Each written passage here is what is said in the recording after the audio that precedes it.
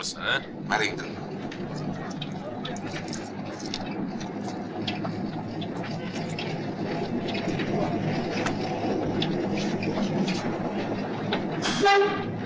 Bienvenue dans cette chaîne pour le cinéma TV. Nous allons aujourd'hui parler de cinéma et de littérature également, avec l'un des romans les plus célèbres de la littérature française du XXe siècle. Il s'agit de L'Étranger, paru en 1942, roman écrit par Albert Camus.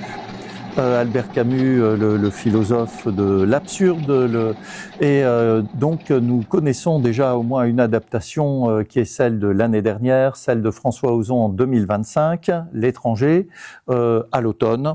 Et cette adaptation nous permet de parler d'une adaptation qui a existé plus de 5 décennies auparavant, celle de Luchino Visconti, et oui, qui en 1967 avait réalisé sa propre adaptation de Lo Straniero, comme on dit en italien, c'est-à-dire de L'Étranger.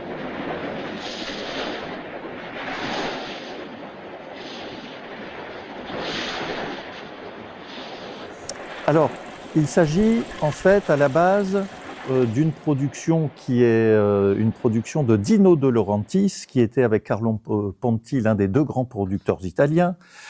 Carlo Ponti, dont la compagne était Sophia Loren. Dino De Laurentiis, c'était Silvana Mangano, que nous connaissons ou avons tous reconnu dans des films tels qu'Anna, Les Sorcières, Les Streghe, ou encore Mort à Venise, ou sinon Riz amer en 1948.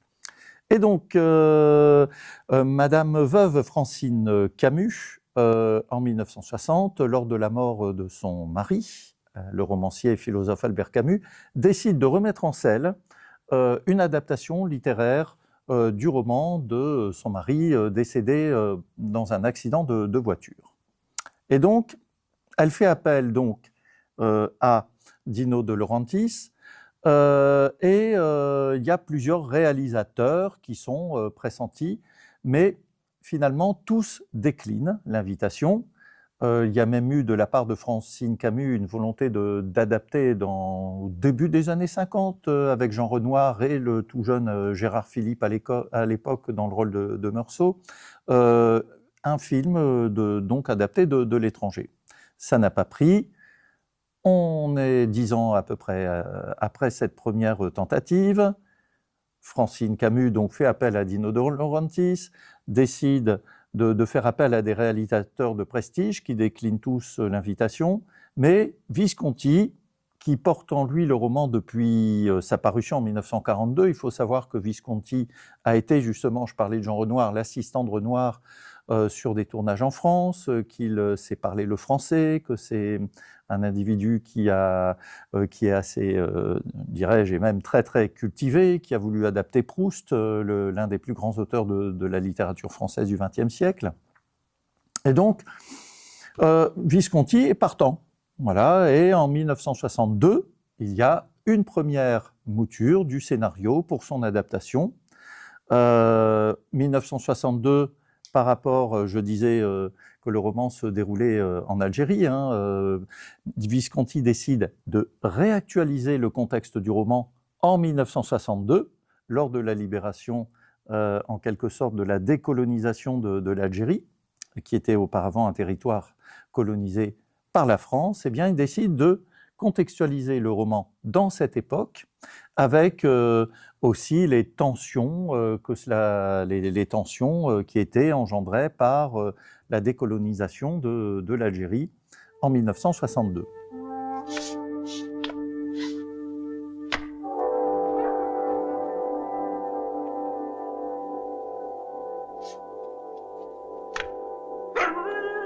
Il fait appel à un scénariste qui est un scénariste un peu polémique, qui est Georges Conchon, dont on reparlera une quinzaine d'années plus tard pour un film avec Depardieu, Carmé et Piccoli qui s'appelle Le Sucre. Et Francine Camus lit le scénario et le rejette en bloc, le rejette massivement. Elle dit non, je veux une adaptation littéraire et littérale. Alors bon, Visconti décide de se remettre à la tâche et fait appel cette fois-ci à son ami Suzo Keiichi d'Amico et Emmanuel Robles, un écrivain français très réputé à l'époque. Et donc, ils vont faire une adaptation plus littéraire, plus littérale du roman.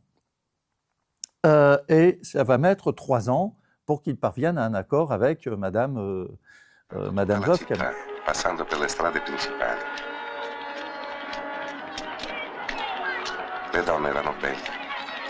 E ho chiesto a Maria se lo notava anche lei. Et ensuite, recherche des Elle mi ha detto acteurs. di sì e che Alors, mi capiva. Dino De Laurentiis, le producteur, fait appel tout d'abord à Alain Delon, qui refuse, pour plusieurs raisons, dont des raisons on peut soupçonner parfois budgétaires.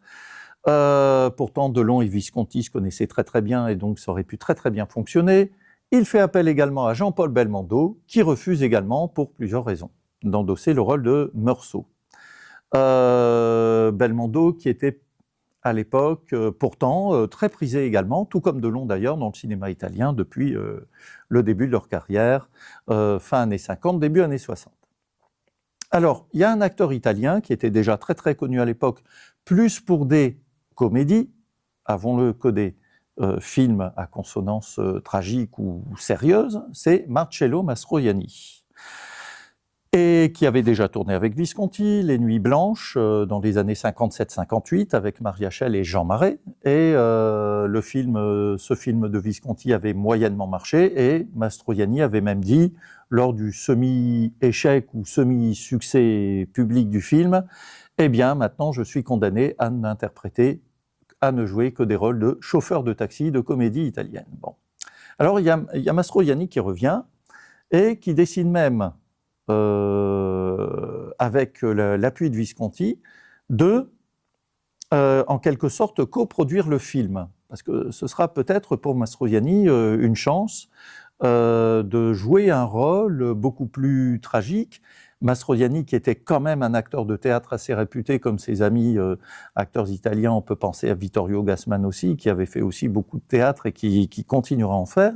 Et donc pour Mastroianni, c'est peut-être une occasion de prouver une autre palette de son talent. Vomiti.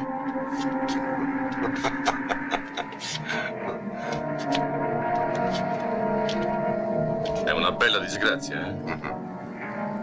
Alors Dans le la façon- tournage commence avec une partie du tournage sur les lieux mêmes du roman, c'est-à-dire à Alger, chose que François Ozon ne fait pas dans sa version de l'année dernière en 2025, et en partie dans une région d'Italie, dans le Latium, qui ressemble à, pour certains aspects, à des régions ou en tout cas à des endroits qui peuvent ressembler également à ceux qui sont décrits par Camus dans le roman. Alors le tournage s'effectue dans d'assez bonnes conditions, évidemment dans une chaleur que nous voyons à l'écran.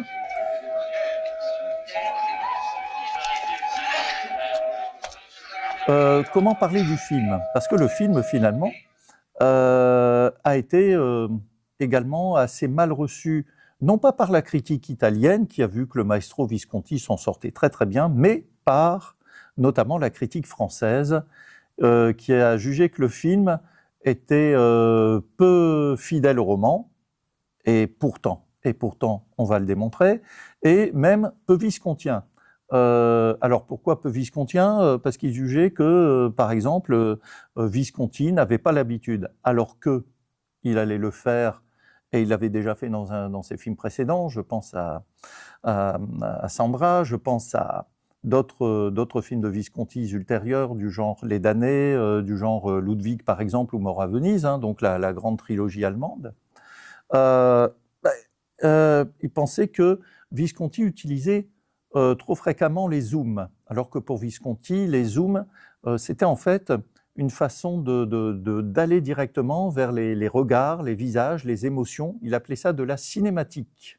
Voilà, c'était sa conception de la cinématique des personnages, notamment dans la scène du jugement de Meursault dans le tribunal. Alors le film, il y a plusieurs qualités, même si le début du film fait une entorse narrative, en quelque sorte, à l'incipit du roman. Je m'explique. Le film commence par une scène où on voit Meursault menotté dans les couloirs du tribunal, qui va subir un interrogatoire de la part du juge d'instruction. Or, le livre ne commence pas comme ça, mais ça donne, Visconti en quelque sorte nous donne une lecture qui est peut-être personnelle sur la notion de culpabilité du protagoniste, Meursault, dont on apprend par la suite pourquoi il est emmené au tribunal, pourquoi il va être condamné pour homicide. Donc.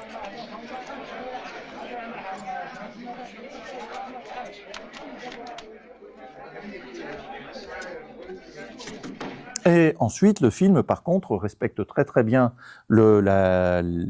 l'esprit du roman, la linéarité narrative, chronologique du roman, puisqu'en fait, on retourne ensuite au moment de l'incipit avec l'enterrement de la mère de Meursault, où Meursault semble y aller comme automatiquement et ne rien ressentir vis-à-vis de la mort de sa mère. Il est face là au cercueil et sans plus.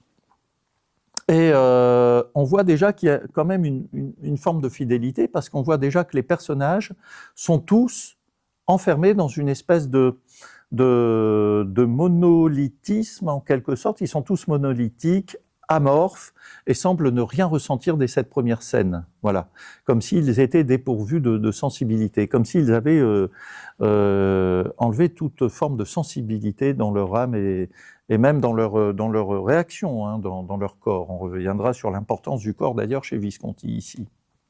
Donc, vous avez cette première scène qui est fidèle à l'esprit du roman, avec le concierge de l'hospice où se trouvait la mère de Meursault, et mère qui ne recevait que peu fréquemment des visites de la part de son fils, il faut le confier. Vous avez le concierge qui reste neutre, voilà, qui reste là, même neutre, impassible. Et vous avez, comme c'est décrit dans le roman, un seul personnage, un des seuls pensionnaires donc de cet hospice, qui semble éprouver du chagrin, de la tristesse, avec des pleurs, quelques larmes. C'était peut-être le dernier ami ou dernier compagnon, en quelque sorte, dans cet hospice de la mère de Meursault. Ho dovuto allevarlo dandogli il biberò. E siccome un cane vive meno di un uomo, abbiamo finito per diventare vecchi insieme. Aveva un brutto carattere, ma era un buon cane, tutto sommato. Un cane di razza, no? Oh, peccato che lei non l'abbia conosciuto prima della malattia. Puis ensuite, on a évidemment era la cosa più bella che aveva. D'autres valeurs et d'autres qualités dans ce film qui respectent le roman. Je pense par exemple au fait que les personnages, par exemple, quel que soit l'endroit où on se trouve, sont comme insensibles, sont comme alourdis par la chaleur ambiante. Ils sont tous là, transpirants, le visage en sueur, sans aucune forme de sensibilité, je l'ai déjà souligné. Et il y a même des personnages, et on le voit dans le roman, qui sont à la limite du caricatural. Je pense par exemple à cette scène du jugement où tous ces membres du personnel judiciaire se comportent comme des acteurs de théâtre sur une scène, dans ce huis clos, c'est le cas de le dire, de cette séquence qui se déroule, j'allais dire, dans le tribunal, lors de la scène du jugement de Meursault. Et on dirait que l'on assiste là, et même le public est là, comme un public de théâtre qui assiste à ces effets de manche des avocats, des procureurs, des juges, comme si c'était une pièce de théâtre. On est presque dans ce qu'on pourrait appeler le Theatrum Mundi, le théâtre du monde, la comédie, et chacun joue son rôle parce qu'il a un rôle à jouer dans cette scène du tribunal. Et il faut noter que, je parlais de l'acteur italien Marcello Mastroianni, mais en fait c'est une coproduction franco-italienne puisqu'on a des acteurs français et des acteurs pour cette scène notamment de théâtre. On a Bernard Blier, on a Alfred Adam, on a Pierre Bertin. sapere se l'accusato è ritornato verso la sorgente da solo con l'intenzione di uccidere l'arabo. Ma no! E allora, perché era armato? E perché è tornato esattamente in quello stesso luogo? Et donc on assiste Per caso. au développement de l'existence de Meursault, de l'enterrement de sa mère jusqu'à sa condamnation, voire sa confession auprès d'un prêtre à la fin du film. Et on pressent que bon, voilà, après la condamnation, il y aura l'exécution en quelque sorte, et ce n'est pas dévoiler quelque chose de terrible que de dévoiler cela. Ça n'est pas, j'allais dire, spoiler le film ou le roman. En tout cas, bon, voilà, il y a une fidélité, hein, il y a une fidélité au roman qu'on a du mal à retrouver dans l'adaptation de 2025 par François Ozon, je suis désolé de le dire. Bon. Ensuite, autre qualité du film, c'est sa photographie. Il faut savoir que bon, mettre en scène c'est bien, mais savoir mettre en image c'est bien aussi. Et mettre en image, c'est respecter un cadrage, certes.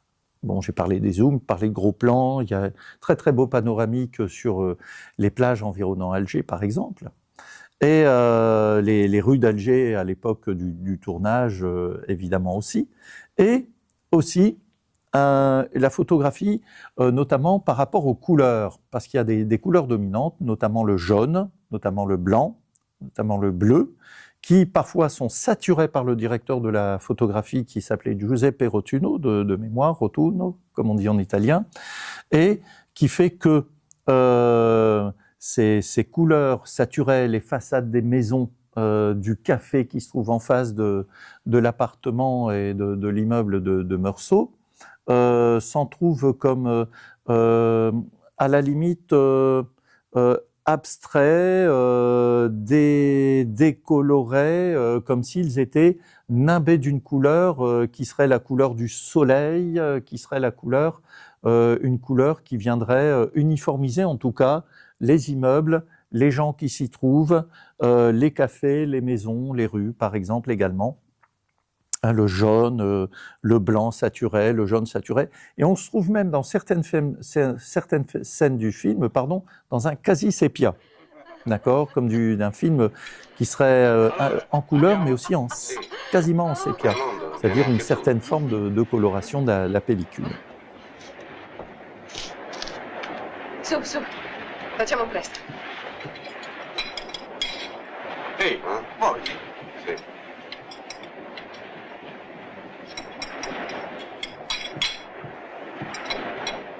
E quando tornerete ci troverete addormentate come due angioletti. La majorité du film se déroule dans ces recherches chromatiques en quelque sorte, parce que le film, on peut le voir aussi comme une tentative chromatique d'adapter quelque chose qui est écrit et quelque chose qui est littéraire, et quelquefois le littéraire est difficilement retranscrible sur l'écran. Alors, autre phénomène aussi, procédé littéraire qui est difficilement retranscrible à l'écran, c'est tout ce qui est monologue, pensées intérieures. Et ici, il y a deux façons de faire. Soit vous choisissez, par exemple, une caméra, vous faites le procédé de la caméra subjective, c'est pas le choix de Visconti, soit vous faites avec la voix off. Vous remplacez la focalisation interne et tout ce qui est monologue ou pensée intérieure du personnage en focalisation interne par la voix off du personnage. Et parfois, les propos tenus par Mastroianni Meursault dans le film sont vraiment les propos tenus par le personnage du roman, par Meursault dans le roman. Il y a aussi une fidélité, donc, j'allais dire textuelle, de la part de Visconti.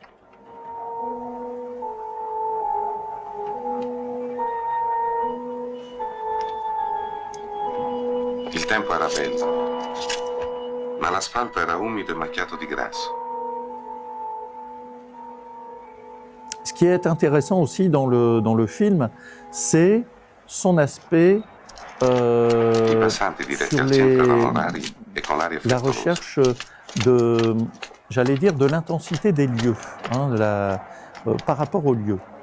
parce que parfois nous avons des lieux qui sont saturés d'une certaine forme de couleur, voilà, par exemple la plage, etc. Et parfois des lieux qui sont beaucoup plus, disons, restreints, des scènes tournées en intérieur, des décors intérieurs, l'appartement de Meursault, l'appartement aussi du voisin qui semble un peu houspiller, sinon martyriser son vieux chien, d'accord. Et on entend d'ailleurs, il y a un beau travail sur le son dans la cage d'escalier, sur les bruits des voisins, les bruits du chien, le bruit du voisin qui houspille son chien, etc. Enfin, tout ce qu'on peut entendre dans un immeuble quand on se trouve dans cette caisse de résonance que sont les escaliers et les étages. Et il y a aussi parfois cette recherche sur ces décors qui sont, quels qu'ils soient, extérieurs ou intérieurs, comme étouffants, comme des petits huis clos, en quelque sorte, qui étouffent à chaque fois les personnages et leurs actions, leurs pensées, leurs actes dans ce film de Visconti. Et le roman est dans la même optique. Esattamente come l'affronto in questo momento. Tu vivi dunque senza una speranza. Vivi nella convinzione che con la morte sarà tutto finito. Il y a cette scène-là que j'aime particulièrement, c'est la scène finale où Meursault se retrouve face à un prêtre confesseur qui vient le voir en lui expliquant, en lui disant s'il regrette son acte d'avoir tué comme ça, sans le vouloir et sans véritable mobile sur la plage, un jeune arabe qu'il avait croisé qu'il connaissait, avec lequel il avait déjà eu, avec son voisin Raymond, lors d'une promenade précédente, eu une rixe, une bagarre. Bon. Et on lui a dit, est-ce que c'est une vengeance? Est-ce que c'est un crime raciste ou un crime gratuit? Et Meursault semble ne pas savoir pourquoi il en est venu à cela. Alors, c'est une scène qui se passe dans la cellule où Meursault se trouve. On est dans une quasi-obscurité où c'est un mélange de bleu et de noir. Je parlais de recherche chromatique tout à l'heure. Et donc, il y a le prêtre incarné par Bruno Kremer, autre acteur français étant présent dans le film, qui parle à Marcello Mastroianni. Et en fait, nous n'aperçons que des visages dans la pénombre ou, quelquefois, apparaissant dans les raies de lumière, les quelques traces ou raies de lumière qui se trouvent parsemés ça et là dans la cellule. Il y a un très très bel effet comme ça de mise en scène sur ce dialogue, cette tentative de dialogue à la fois religieux, humain, moral, quasi philosophique entre ce prêtre et Meursault. Puis la scène de l'assassinat aussi, elle est très très bien conçue, parce que vous avez à la fois la musique, on entend la musique de la flûte jouée par les jeunes arabes sur la plage, d'accord, qui vient comme ça en arrière-plan sonore. Il y a un beau travail de recherche sonore et musicale par le compositeur Piero Piccioni. Et on a aussi un effet de mise en scène par Visconti, par le directeur de la photographie dont j'ai parlé tout à l'heure. Et notamment, on a les flashs lumineux du soleil, la prédominance d'une couleur, la transpiration du personnage, et on pense que c'est le fait d'être sous cette chaleur, sous ce soleil plombant, enfin on le ressent comme ça au cours de cette scène, qui fait que le Meursault ne sait plus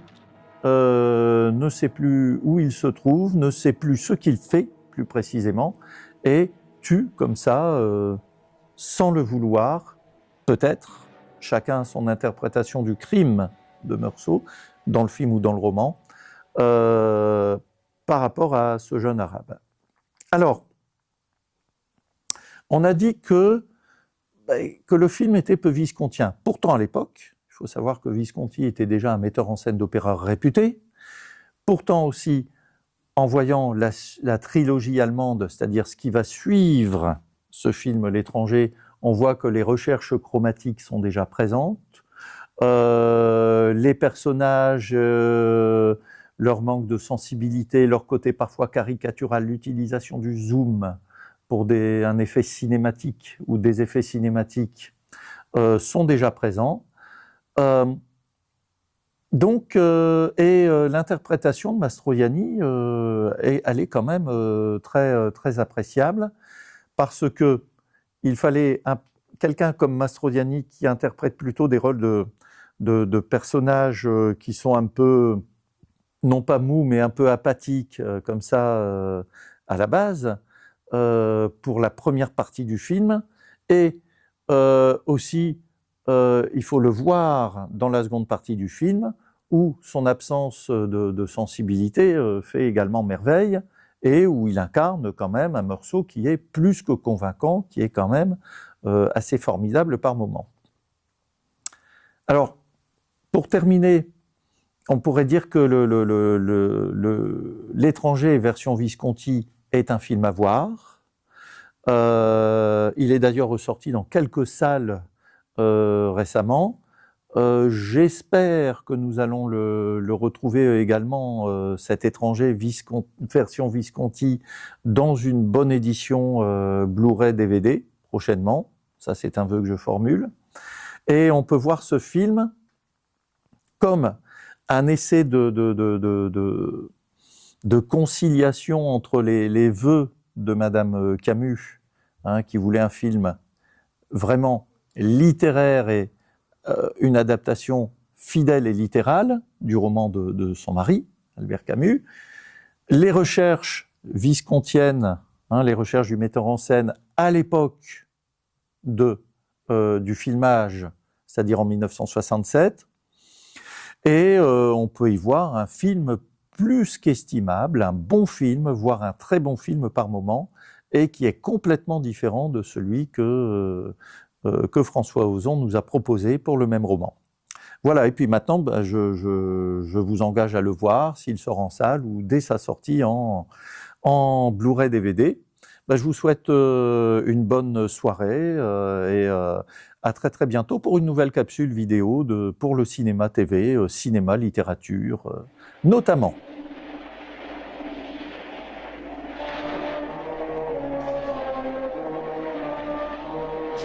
Sono ritornato sulla spiaggia e mi sono messo a camminare.